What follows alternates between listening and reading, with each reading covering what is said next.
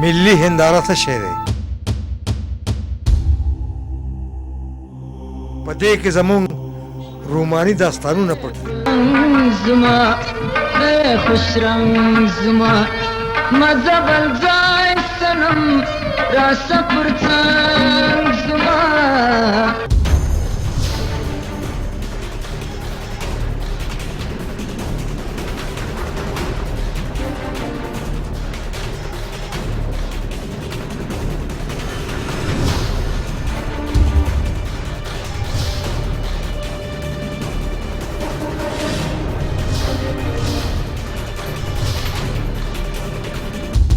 دې کې یوسف خان شیربانو، ادم درخانه او داسې نور ډېرې روماني کیسې کومې چې زموږ په چاپېرچل کې تېرې شوي دي، دا به موږ تاسو ته یو یو ښایو.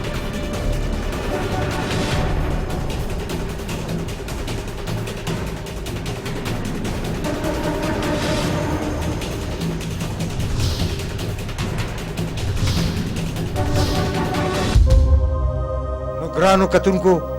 زما سره اوسئ. زه به تاسو ته هر هفته یو نوې کیسه اورم، هم ستاسو په چینل.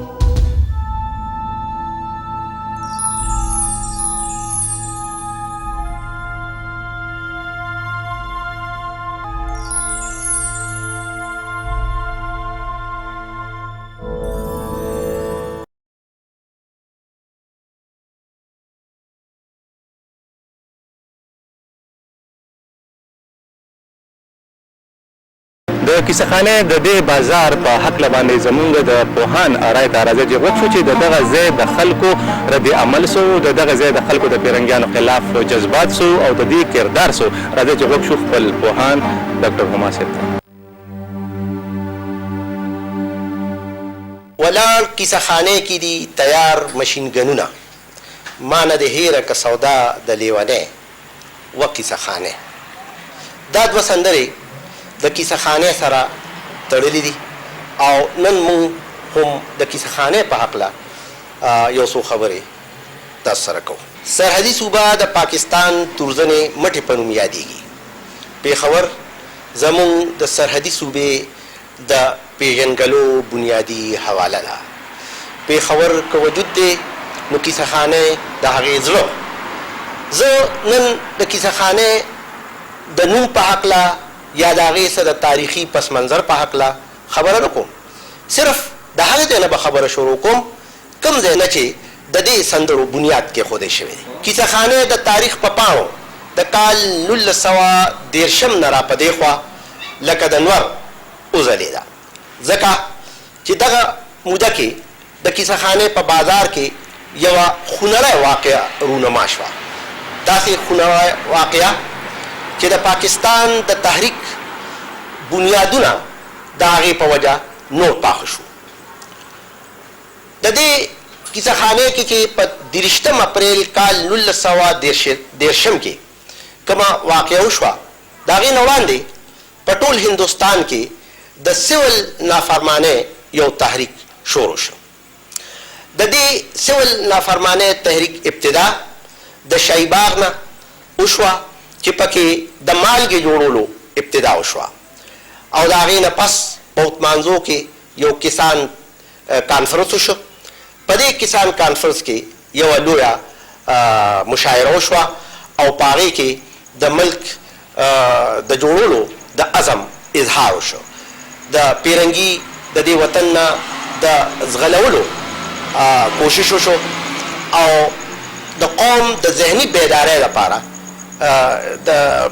کار ابتدا خو د وړاندې شوې وه، خو هغې کار ته یو تیزي او توندي ورکړې شوه. پیرنګي د ازادۍ د پتنګانو په دې تحریک باندې یو جوور نظر او د هغوی دا کوشش و چې په هره طریقه چې وي د هغوی دا جدوجهد چخنې کړي. نو هغوی وخت په وخت باندې د هغوی د گرفتارو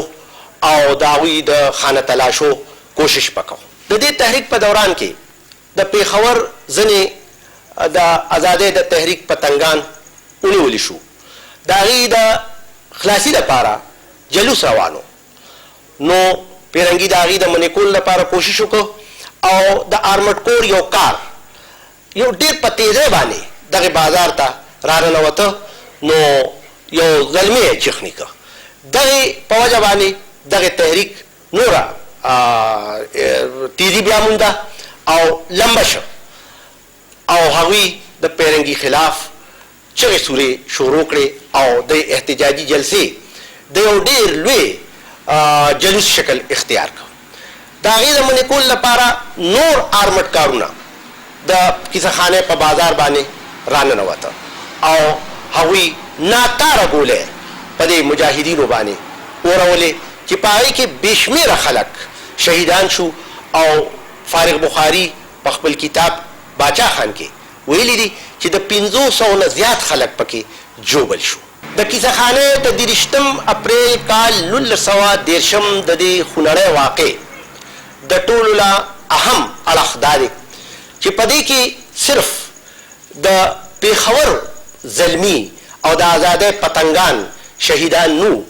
په هغې کې صرف دوی شامل نو بلکې د سرحدي صوبې د لرو پرتو علاقو خلک هم په دې جلوس کې شامل وو په هغې کې د ثوابۍ خلک وو په هغې کې د مردان خلک وو په هغې کې د چارسدې خلک وو او په هغې کې د بنو زلمي هم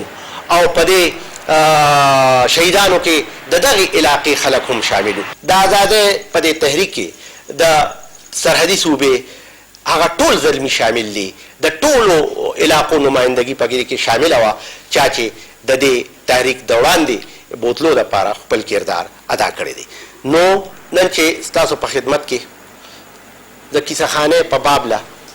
کومې سندرې وړاندې کولی شي په دې کې هم د دې خونړۍ واقع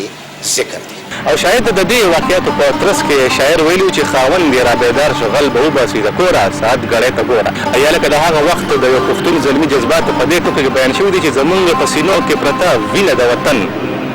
زمونږ په سینو کې پرته مینه د وطن ستا لاس کې مشینګن په کیسه خانه کې بلا ډېرې وینې توی شوې د وینو سیلابونه راغلل خو د وینو دغه سیلاب بې ځایه دا نه بلکې د فرنګیانو هغه بندونه یې د ځان سره یوړل کوم چې دوی پښتنو ته وهلي وو پښتانه یې پکې ډوبول غرقول غوښتل د کیسه خانې په جنګ کې او د ازادۍ په تحریک کې داسې بلا ډېر واقعیات داسې بلا ډېرې خبرې داسې بلا ډېرې حادثې او پېښې راغلي دي چې په هغې کې ځوانان شهیدان شوي دي ماشومان بې پلاره شوي دي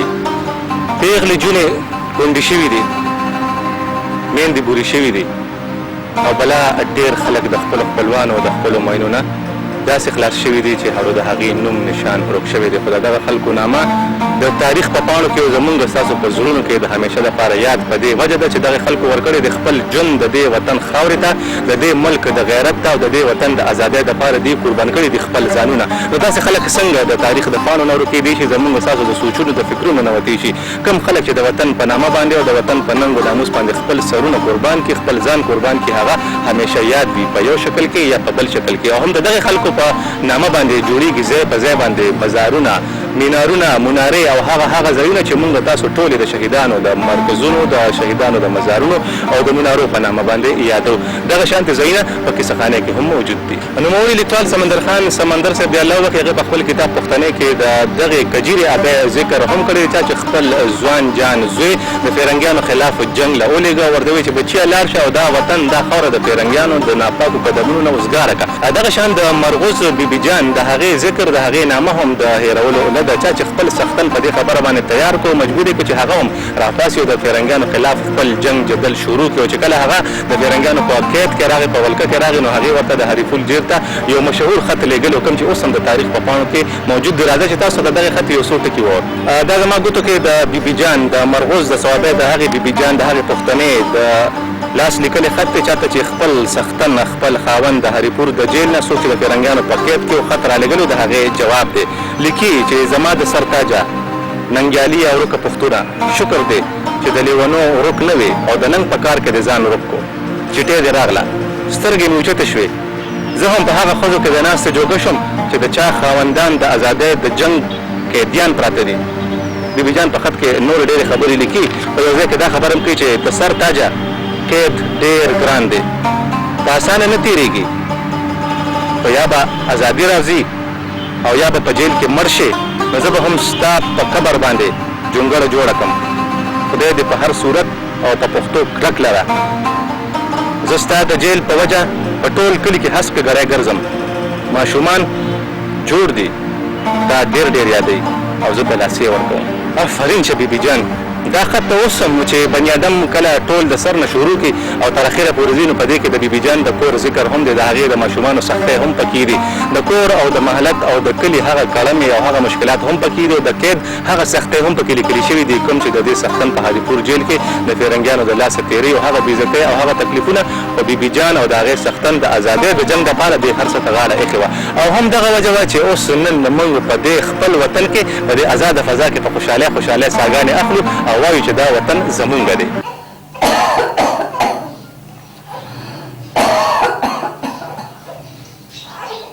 شیری بچے اوه شیری بچے چلتے ہیں بچے مورې وحید مې کلارو ولې جړې دې سزویا مورې دی ولې نه کلاریږي خدای دې نه جړې بچے دا زما د زوی نښه ده بیبي ما بابا ویلو جنگ نه بزر کلاری راځي بچے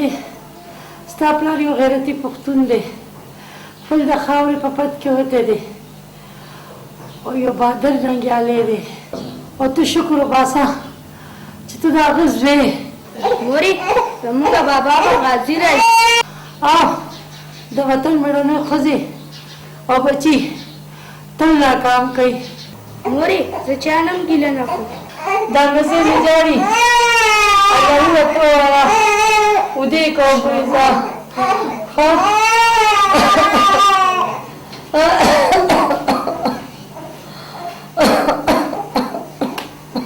آفرین شبیبي جان، ځکه خو دا وطن ښاد آباد او په ننګ پت باندې موړ او مامور دی چې په دې کې نه یوازې دا چې ځوانانو خپل سرونه دو کړي دي، بلکې پښتنو جونو پښتنو میندو خویندو پکې هم خپل ځانونه خپل کورونه او خپل سختنان خپل زامن خپل بچي قربان کړي دي، چې په کوم وطن کې ځوانان ژوندي وي، مشران ژوندي وي، میندې خویندې د وطن حفاظت ته او د هغې خصمانۍ ته او د هغې ازادۍ ته ملا وتړي، نو بیا هغه وطنونه همیشه آزاد خوشحاله او سوکاله اوسي، او انشاءالله زموږ وطن به هم دغه شانتې آزاد خوشحال او آباد وي. موږ خبره کوله د کیسه خانۍ، نو راځئ چې تاسو ته ووایم د کیسه خانۍ سندره خو هغه په نوو سازونو کې.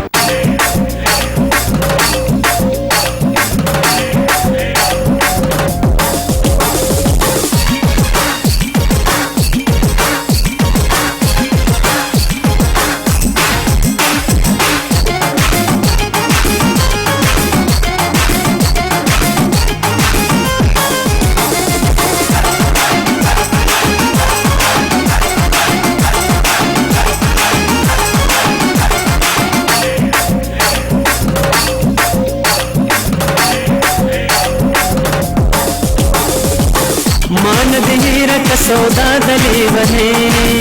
मान देर का सौदा दली बने बती खबर की सफानी बती खबर की सफानी मान देर का सौदा दली बने मान देर का सौदा दली बने बती खबर की सफानी बती खबर की सफानी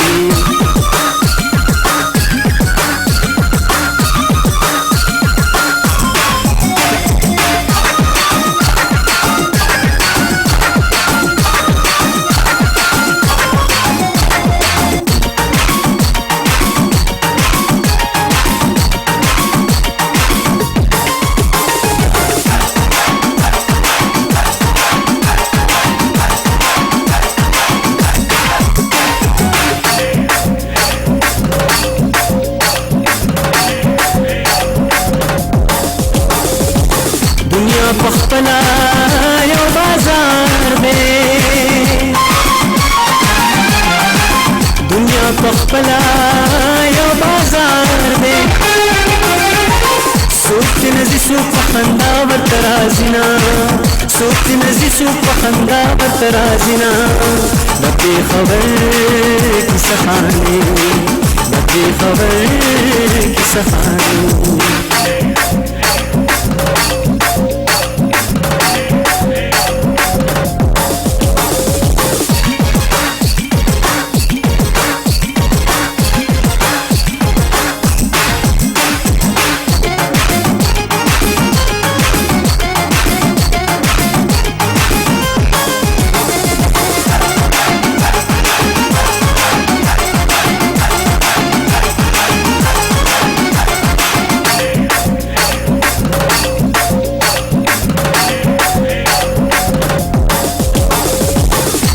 خانه گرم بازارا قصه خانه گرم بازارا زړه مې دا غواړي چې د تیر نشي دورنا زړه مې دا غواړي چې د تیر نشي دورنا د پېښور قصه خانه د پېښور قصه خانه